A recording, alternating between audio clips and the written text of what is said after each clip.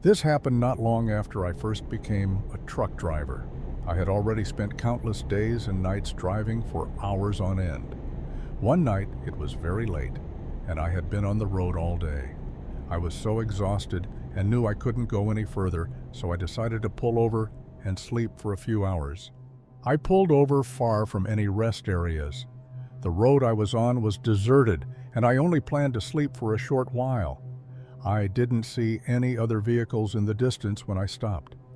All around me were open fields and dense forests on both sides. The atmosphere was eerily quiet, and I felt a little uneasy, as if no one else was around for miles.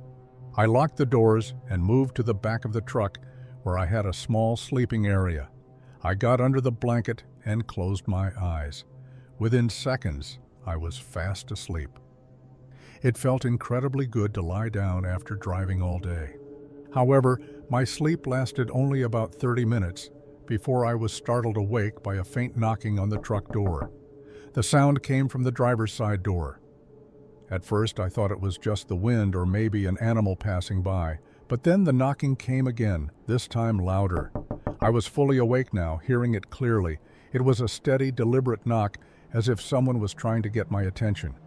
I got up and walked to the door, thinking it might be the police, warning me that I couldn't park there. I rolled down the window and looked outside, but what I saw was not a police officer. Instead, it was a man wearing a hoodie that partially covered his face. He stood near my truck door, staring blankly at me. The moment our eyes met, he quickly stepped back and disappeared into the darkness. Curious, I stepped out of the truck and walked toward where the man had been standing, but he was gone. Only the dark forest and the empty road remained. I returned to my truck and locked the doors again, trying to go back to sleep, but a lingering unease settled over me. This time I managed to sleep for about an hour before suddenly waking up for no apparent reason. I felt restless, as if I were being watched.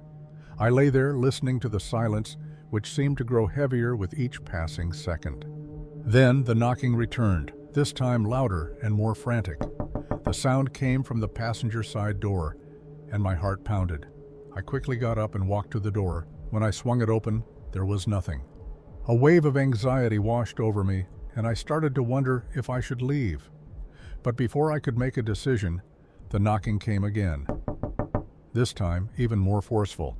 I turned toward the door, but still, no one was there. I opened it once more, and this time, I saw the man sprinting toward the forest, vanishing into the darkness. A deep fear took hold of me. Every instinct screamed for me to get out of there. I started the truck's engine and drove away without hesitation. I don't know who that man was or why he was following me, but one thing was certain: I felt like I was being stalked. This remains one of the most terrifying experiences of my life as a truck driver.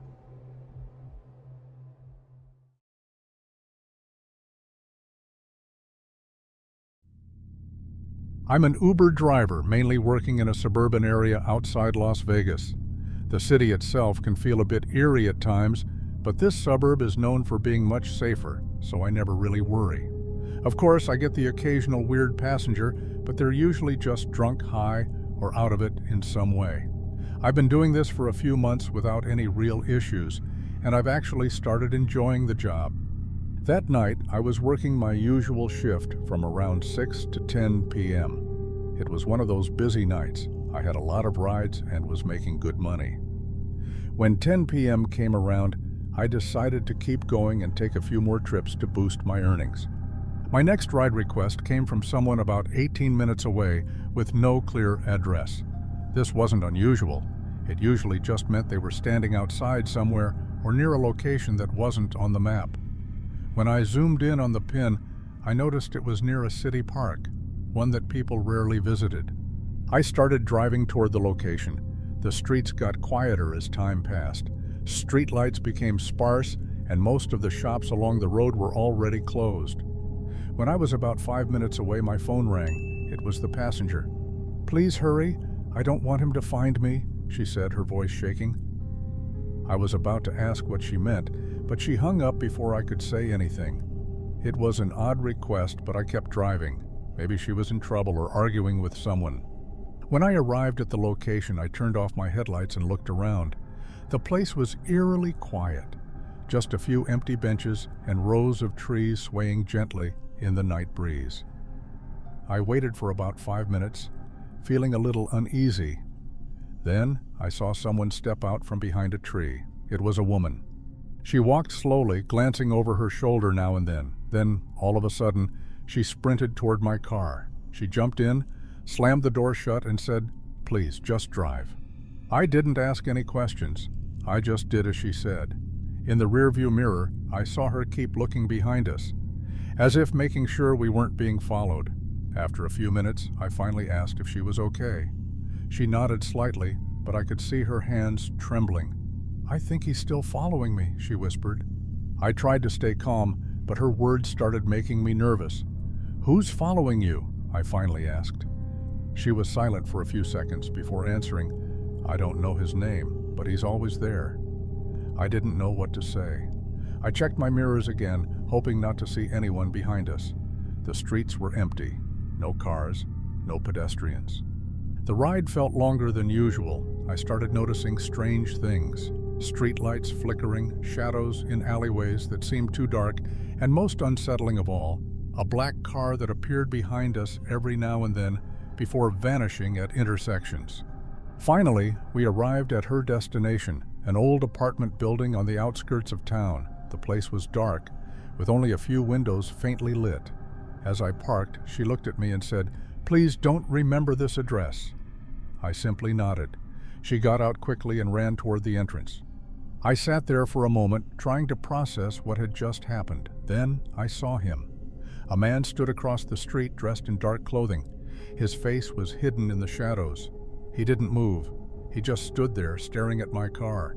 Feeling uneasy, I drove away immediately. A few days later, I got another ride request. When I saw the name, I recognized it instantly. It was the same woman from that night. But what sent chills down my spine was the message attached to the request. "Please don't come. I didn't order this. He found me." I canceled the ride instantly and reported it to Uber, but I couldn't stop thinking about her. What happened to her after that night? Who was the man following her? And the most terrifying question of all, what if he's after me now?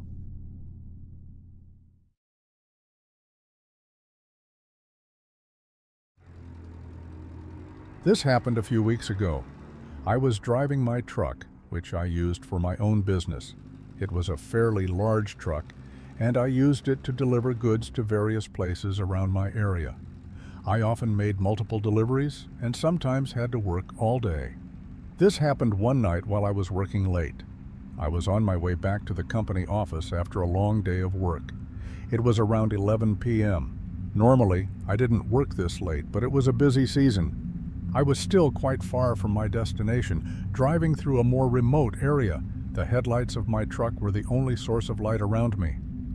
As I drove, I suddenly thought I saw something on the side of the road up ahead. Soon, I realized it looked like a person. I slowed down a bit but kept driving. As I got closer, I could see that it was a woman standing by the roadside. She was standing very close to the road, maybe only about 2 feet from the lane. I wondered what she was doing in a place like this. There were no bus stops, no businesses, no houses nearby. I also didn't see any cars pulled over, which would have explained if she had car trouble. It was definitely strange. I decided to pull over and ask if she was okay. I slowed my truck and stopped right in front of her. She stared at me, then started walking closer. She walked over to the driver's side and I rolled down my window. I asked if she was okay and what she was doing standing there. She said she had been in a car with a friend, but they got into an argument. Her friend pulled over, told her to get out, and then drove off, leaving her behind. She also said her phone was still in the car, so now she had no way to call for help. Then she asked if I could give her a ride to the nearest town. I knew this area very well. I had been driving for years and had been to every town within a 50-mile radius.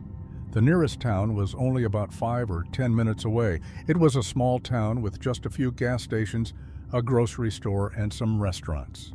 I agreed to take her there. I told her to hop in the passenger seat. I asked where she lived, and she mentioned a town that was actually in the opposite direction. At first I thought that was a little strange, so I asked if she wanted me to take her directly there instead. The distance would be about the same, just in a different direction. But she refused and said our current destination was fine. After that, we stopped talking. The only sound in the truck was the soft music playing from the radio.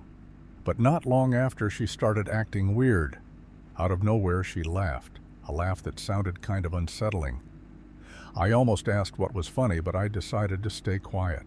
Then, a few moments later, I realized she was staring at me. I didn't turn to look at her and kept my eyes on the road, but I could feel her gaze, her head fully turned toward me. She stared at me for a long time, long enough to make me extremely uncomfortable. I tried breaking the silence by saying something. I think I said something like, "Nice weather tonight, huh?" But she didn't respond. She finally stopped staring at me, but now she was looking down.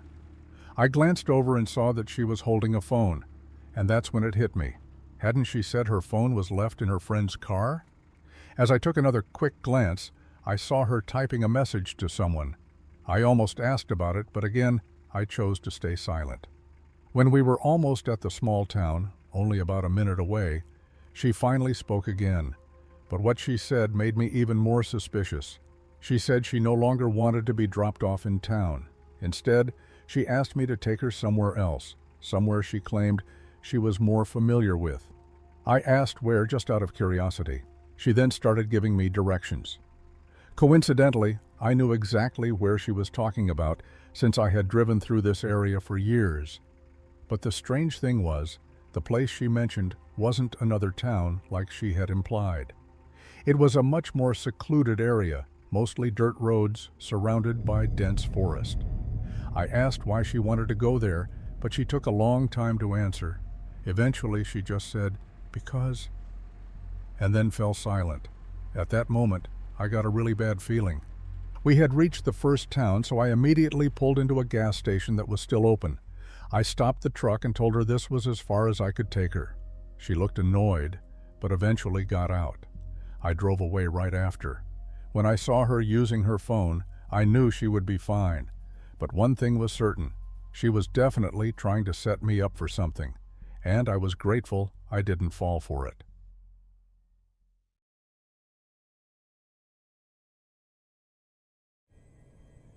I am a police officer in South Jersey. I've been doing this job since I was 24. For the most part, this job isn't as exciting as people imagine. In my area, there aren't many major incidents. Usually the worst calls are just disturbances or minor thefts, with something more serious happening only occasionally. I've worked almost every shift. I've done night shifts, and there are definitely more strange occurrences at night compared to the daytime. But there was one particular night shift that truly unsettled me and still haunts me to this day. That night, I hadn't received any calls. I was just patrolling on an empty road with no streetlights, surrounded by woods on both sides. That was when I saw the reflection of taillights on the right side of the road, on the grass. As I got closer, I noticed that the driver's side door was open. I started pulling over onto the grass while slowing down, intending to get out and check if the driver needed any help. Just then, someone stepped out of the car. The figure stood by the open door for a few seconds, then suddenly sprinted into the woods. I immediately reported the situation over the radio as a suspicious vehicle or person, then got out of my patrol car with my flashlight on, my hand resting on my holstered gun, ready for anything. I walked up to the front of the car and looked inside, half expecting someone to still be in there, but the car was empty. However, something felt off. On the passenger seat, there were several scattered photographs. When I shined my flashlight on them, I felt my hair stand on end. The photos were of a woman, not just ordinary pictures. Every single one had been taken secretly. Some looked like they had been shot from inside a car, peering through her house window. There were pictures of her walking to her car, sitting at her desk near a window, and even one of her sleeping in her bedroom, taken from an angle that clearly wasn't from inside her house. I swallowed hard, trying to stay professional, but an overwhelming sense of unease crept in. I opened the trunk and found something even more disturbing. There were several boxes filled with handwritten letters. I read through a few of them. The writing was messy, obsessive. I saw you today. You were beautiful as always. You don't know I'm here, but I'm always watching. I want to talk to you, but you're not ready yet. Some of the letters were old and yellowed. Others looked freshly written in the past few days. One letter had a lock of hair taped to the paper. As I was still going through the car, I suddenly heard footsteps coming from inside the woods. I immediately turned around, shining my flashlight in the direction of the sound, and shouted, "Show yourself! Police!" There was no response, but I could hear heavy breathing beyond the trees. I couldn't see anyone, but I could feel someone watching me from the darkness. I reported the situation over the radio and called for backup immediately.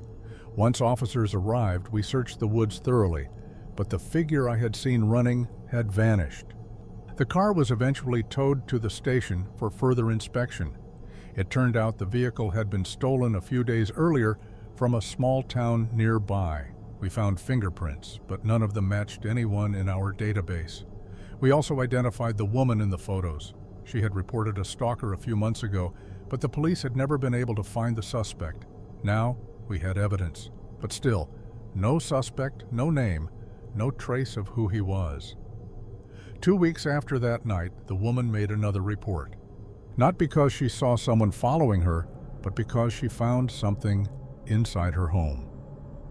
On her desk, there was a brown envelope that she had never placed there. Inside was a photo of herself, taken the night before, taken from outside her bedroom window. That meant someone had been inside her house without anyone knowing, and worse, he was still out there.